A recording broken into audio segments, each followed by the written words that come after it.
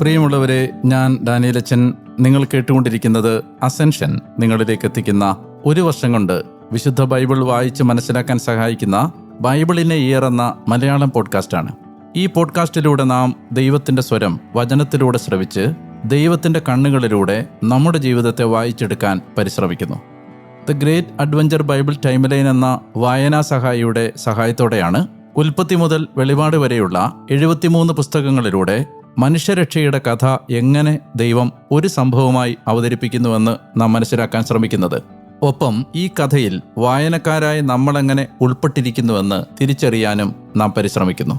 നമ്മൾ ഉപയോഗിക്കുന്ന reading plan ആവശ്യമുള്ളവർക്ക് BIYindia.com/മലയാളം എന്ന ലിങ്കിൽ നിന്ന് അത് ലഭ്യമാണ്. ഞാൻ വായിക്കുന്നത് POC മലയാളം ബൈബിളിൻ്റെ പരിഷ്കരിച്ച വിവർത്തനത്തിൽ നിന്നാണ്. ഇന്ന് ദിവസം 67. ഇന്നത്തെ വചന വായനയുടെ ഭാഗങ്ങൾ സംഖ്യയുടെ പുസ്തകം 18-ാം അധ്യായം, നിയമാവർത്തന പുസ്തകം 19-ഉം 20-ഉം അധ്യായങ്ങൾ. ഒപ്പം നമ്മൾ സങ്കീർത്തനം 99 പ്രാർത്ഥിക്കുകയും ചെയ്യുന്നു. നമുക്ക് വചന വായന ആരംഭിക്കാം. നാം വചനം വായിക്കുമ്പോൾ വചനം നമ്മെയും വായിക്കുകയാണ്. സംഖ്യ അധ്യായം 18.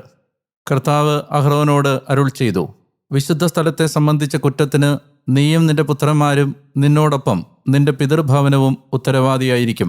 നിങ്ങളുടെ പൗരോഹിത്യം സംബന്ധിച്ച കുറ്റം വഹിക്കേണ്ടതും നീയും നിന്നോടൊപ്പം നിന്റെ പുത്രന്മാരുമാണ്.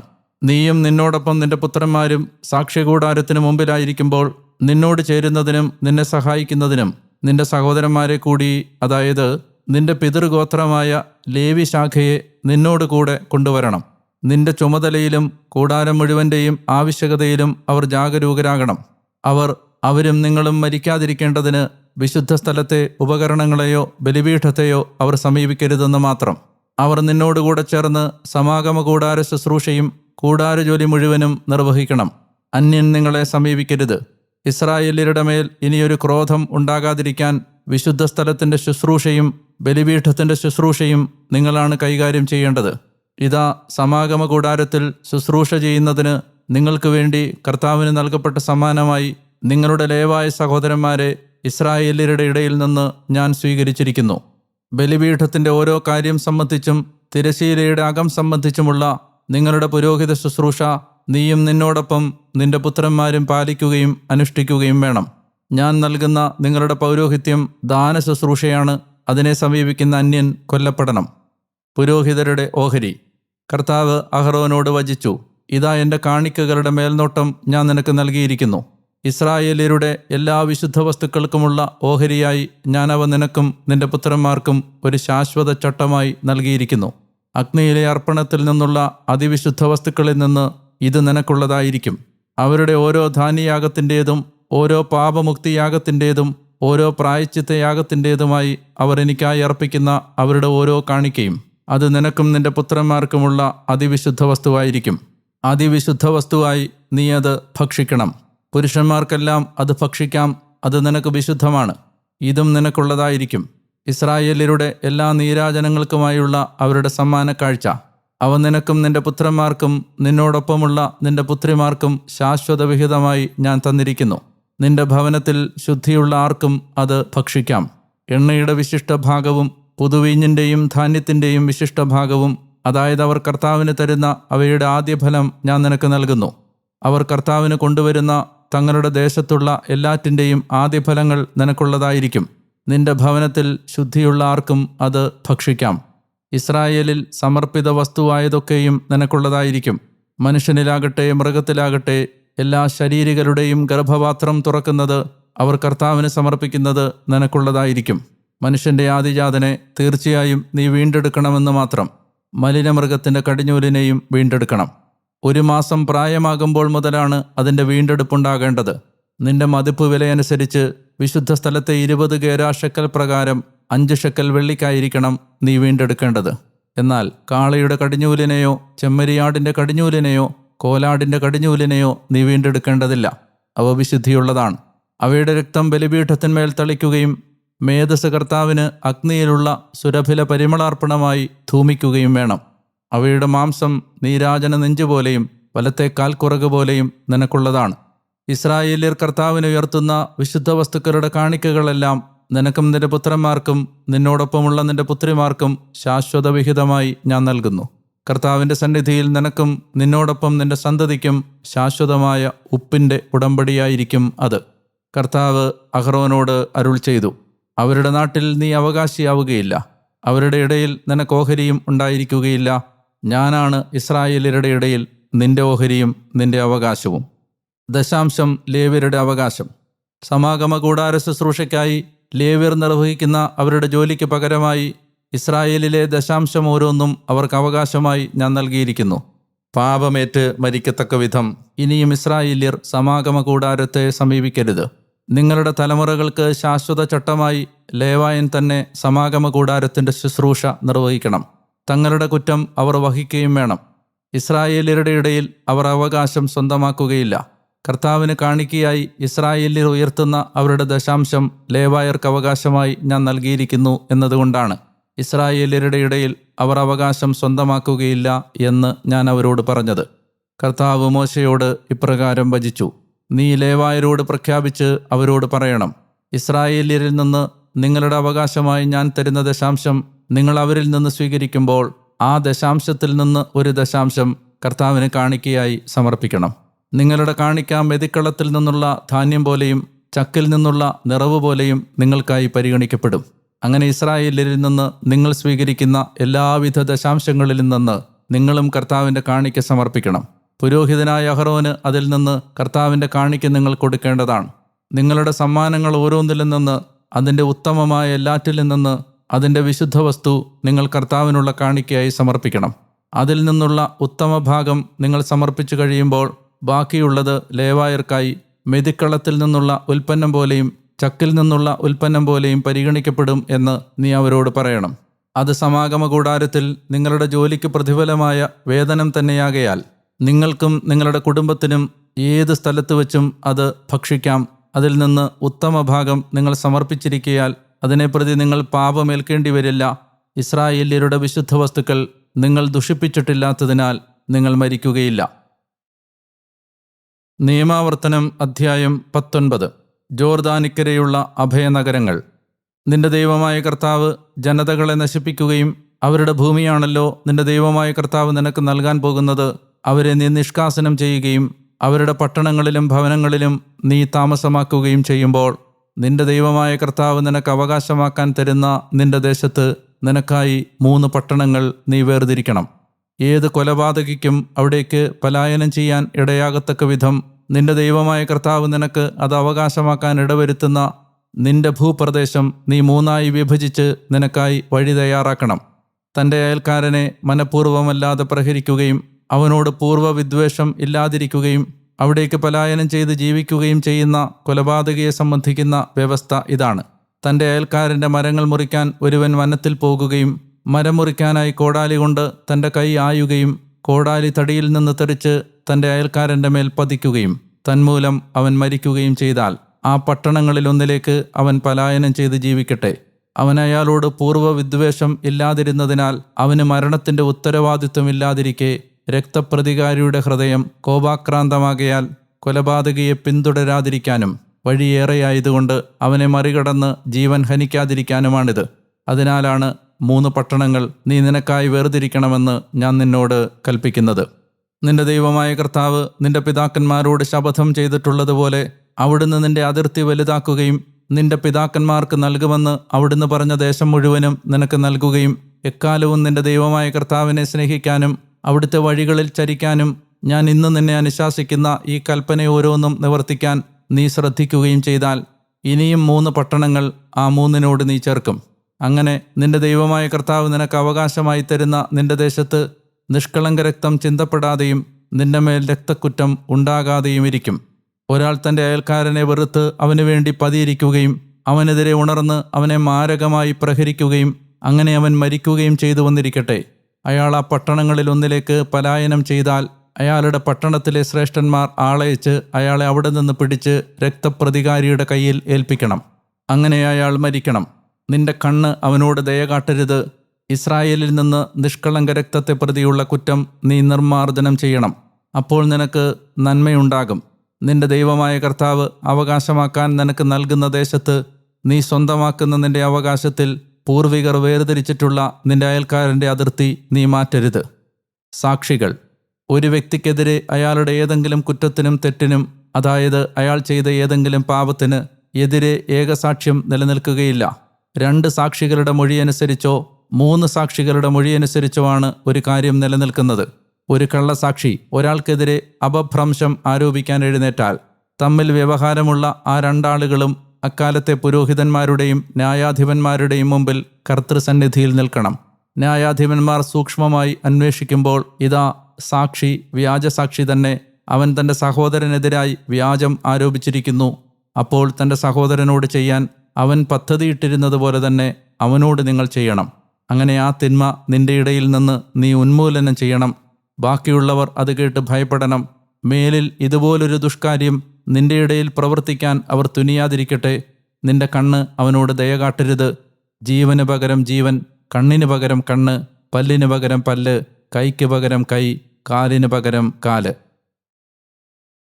നിയമാവർത്തനം അധ്യായം 20. ധീരമായി യുദ്ധം ചെയ്യുക. നിന്റെ ശത്രുക്കൾക്കെതിരെ നീ യുദ്ധത്തിന് പോകുകയും കുതിരയെയും രഥത്തെയും നിന്നെക്കാളധികം ആളുകളെയും നീ കാണുകയും ചെയ്യുമ്പോൾ നീ അവരെ ഭയപ്പെടേണ്ട. കാരണം ഈജിപ്തിൽ നിന്ന് നിന്നെ കൂട്ടിക്കൊണ്ടുവന്ന നിന്റെ ദൈവമായ കർത്താവ് നിന്നോട് കൂടെയുണ്ട്. നിങ്ങൾ യുദ്ധത്തോടടുക്കുമ്പോൾ പുരോഹിതൻ അടുത്തുവന്ന് ജനത്തോട് സംസാരിക്കണം. അവൻ അവരോട് പറയണം, ഇസ്രായേലേ കേൾക്കുക, ഇന്ന് നിങ്ങൾ നിങ്ങളുടെ ശത്രുക്കൾക്കെതിരെ യുദ്ധത്തിന് പോകുകയാണ്. അവരുടെ മുമ്പിൽ നിങ്ങളുടെ ഹൃദയം ദുർബലമാകരുത്, നിങ്ങൾ ഭയപ്പെടരുത്. നിങ്ങൾ ആശങ്കപ്പെടുകയോ പരിഭ്രമിക്കുകയോ അരുത്. എന്തെന്നാൽ നിങ്ങൾക്ക് വേണ്ടി നിങ്ങളുടെ ശത്രുക്കളോട് യുദ്ധം ചെയ്ത് നിങ്ങളെ രക്ഷിക്കാൻ നിങ്ങളുടെ ദൈവമായ കർത്താവ് നിങ്ങളുടെ കൂടെ നടക്കുന്നവനാണ്. പ്രമാണികൾ ജനത്തോട് ഇപ്രകാരം സംസാരിക്കണം: ഒരു പുതിയ വീട് പണിതിട്ട് അത് പ്രതിഷ്ഠിക്കാത്തയാൾ ആരാണ്? താൻ യുദ്ധത്തിൽ മരിച്ച് വേറൊരാൾ അത് പ്രതിഷ്ഠിക്കാതിരിക്കാൻ അവൻ തൻ്റെ വീട്ടിലേക്ക് മടങ്ങിപ്പോകട്ടെ. മുന്തിരിത്തോട്ടം നട്ടുപിടിപ്പിച്ചിട്ട് അതിൻ്റെ ഫലമെടുക്കാത്തയാൾ ആരാണ്? താൻ യുദ്ധത്തിൽ മരിച്ച് വേറൊരാൾ അതിൻ്റെ ഫലമെടുക്കാതിരിക്കാൻ അവൻ തൻ്റെ വീട്ടിലേക്ക് മടങ്ങിപ്പോകട്ടെ. വിവാഹ വാഗ്ദാനം ചെയ്തിട്ട് സ്ത്രീയെ സ്വീകരിക്കാത്തയാൾ ആരാണ്? താൻ യുദ്ധത്തിൽ മരിച്ച് വേറൊരാൾ അവളെ സ്വന്തമാക്കാതിരിക്കാൻ അവൻ തൻ്റെ വീട്ടിലേക്ക് മടങ്ങിപ്പോകട്ടെ. ജനത്തോട് സംസാരിക്കുന്നത് ഉദ്യോഗസ്ഥർ തുടരണം. അവർ പറയണം, ഭീരുവും ലോലഹൃദയനുമായ ആളാരാണ്? അവൻ തൻ്റെ ഹൃദയം പോലെ തൻ്റെ കൂട്ടാളിയുടെ ഹൃദയവും ദുർബലമാക്കാതിരിക്കാൻ തൻ്റെ വീട്ടിലേക്ക് മടങ്ങിപ്പോകട്ടെ. പ്രമാണികൾ ജനത്തോട് സംസാരിച്ചു കഴിയുമ്പോൾ അവർ സൈന്യാധിപന്മാരെ ജനത്തിൻ്റെ തലപ്പത്ത് നിയമിക്കണം. നീ യുദ്ധത്തിന് ഒരു പട്ടണത്തോടടുക്കുമ്പോൾ അതിനോട് സമാധാനം പ്രഖ്യാപിക്കണം. അത് നിന്നോട് സമാധാനം പ്രത്യുത്തരിക്കുകയും നിനക്ക് കവാടങ്ങൾ തുറന്നു തരികയും ചെയ്യുന്നെങ്കിൽ അതിൽ കാണപ്പെടുന്ന ആളുകളെല്ലാം നിനക്ക് നിർബന്ധിത വേലയ്ക്ക് ഉള്ളവരായി തീരുകയും അവർ നിന്നെ സേവിക്കുകയും ചെയ്യും. എന്നാൽ നീയുമായി സമാധാനം സ്ഥാപിക്കാതെ അത് നിന്നോട് യുദ്ധം ചെയ്താൽ നീ അതിനുമേൽ ഉപരോധമേർപ്പെടുത്തണം. നിന്റെ ദൈവമായ കർത്താവ് നിന്റെ കയ്യിൽ അത് ഏൽപ്പിക്കുമ്പോൾ അതിൻ്റെ പുരുഷപ്രജകളെയെല്ലാം വാളിൻ്റെ വായ്ത്തലയ്ക്കിരയാക്കണം. എന്നാൽ സ്ത്രീകളെയും കുട്ടികളെയും മൃഗങ്ങളെയും പട്ടണത്തിലുള്ള എല്ലാറ്റിനെയും അതിൻ്റെ മുതലെല്ലാം നിനക്കായി കൊള്ളയടിക്കുക. നിന്റെ ദൈവമായ കർത്താവ് നിനക്ക് നൽകുന്ന ശത്രുക്കളുടെ കൊള്ള മുതൽ നീ അനുഭവിച്ചു കൊള്ളുക. ഈ ജനതകളുടെ പട്ടണങ്ങളല്ലാത്ത നിന്നിൽ നിന്ന് വളരെ അകലെയുള്ള മറ്റെല്ലാ പട്ടണങ്ങളോടും നീ ഇപ്രകാരം ചെയ്യണം. നിന്റെ ദൈവമായ കർത്താവ് നിനക്ക് അവകാശമായി തരാൻ പോകുന്ന ഈ ജനതകളുടെ പട്ടണങ്ങളിൽ ശ്വാസമുള്ളതൊന്നിനെയും നീ ജീവിക്കാൻ അനുവദിക്കരുതെന്ന് മാത്രം. എന്തെന്നാൽ നിന്റെ ദൈവമായ കർത്താവ് നിന്നോട് കൽപ്പിച്ചിട്ടുള്ളതുപോലെ ഹിത്യർ, അമോര്യർ, കാനാന്യർ, പെരീസ്യർ, ഹിവ്യർ, ജബൂസ്യർ എന്നിവരെ നീ നിശേഷം നശിപ്പിക്കണം. അവർ തങ്ങളുടെ ദേവന്മാർക്ക് അനുഷ്ഠിക്കുന്ന എല്ലാ മ്ലേച്ഛതകളും പ്രകാരം അവർ നിങ്ങളെ പഠിപ്പിക്കാതിരിക്കാനും അങ്ങനെ നിങ്ങളുടെ ദൈവമായ കർത്താവിനോട് നിങ്ങൾ പാപം ചെയ്യാതിരിക്കാനും വേണ്ടിയാണിത്. ഒരു പട്ടണത്തെ യുദ്ധം ചെയ്ത് കീഴ്പ്പെടുത്താൻ വളരെ കാലം നീ അതിനെ ഉപരോധിക്കേണ്ടി വന്നാൽ കോടാലി ആഞ്ഞ് അതിലെ മരം നീ നശിപ്പിക്കരുത്. നിനക്കതിൽ നിന്ന് ഭക്ഷിക്കാമെന്നതിനാൽ നീ അത് വെട്ടിക്കളയരുത്. നിന്റെ ഉപരോധത്തിലേക്ക് വരാൻ വയലിലെ വൃക്ഷം മനുഷ്യനാണോ? ഭക്ഷണത്തിനുതകുന്ന മരമല്ലെന്ന് നിനക്കറിയാവുന്ന മരം മാത്രം നശിപ്പിക്കുകയോ മുറിക്കുകയോ ചെയ്യാം. നീയുമായി യുദ്ധം ചെയ്യുന്ന പട്ടണം കീഴടങ്ങും വരെ അതിനെതിരായി നീ ഉപരോധം തീർക്കണം. സങ്കീർത്തനങ്ങൾ 99. കർത്താവ് പരമപരിശുദ്ധൻ. കർത്താവ് വാഴുന്നു, ജനങ്ങൾ വിറകൊള്ളട്ടെ. അവിടുന്ന് കെരൂബുകളെ ഇരിപ്പിടമാക്കിയവനാണ്. ഭൂമി കുലുങ്ങട്ടെ. കർത്താവ് സിയോനിൽ വലിയവനാണ്, സകല ജനതകളുടെയും മേൽ ഉന്നതനാണ്. അവിടുത്തെ നാമം അവർ ഏറ്റുപറയട്ടെ. വലിയവനും ഭീതിതനുമായ അവിടുന്ന് പരിശുദ്ധനാണ്. ന്യായത്തെ സ്നേഹിക്കുന്നതാണ് രാജാവിൻ്റെ ബലം. പരമാർത്ഥത ഉറപ്പാക്കിയത് അങ്ങാണ്. യാക്കോബിൽ ന്യായവും നീതിയും പ്രവർത്തിച്ചത് അങ്ങാണ്.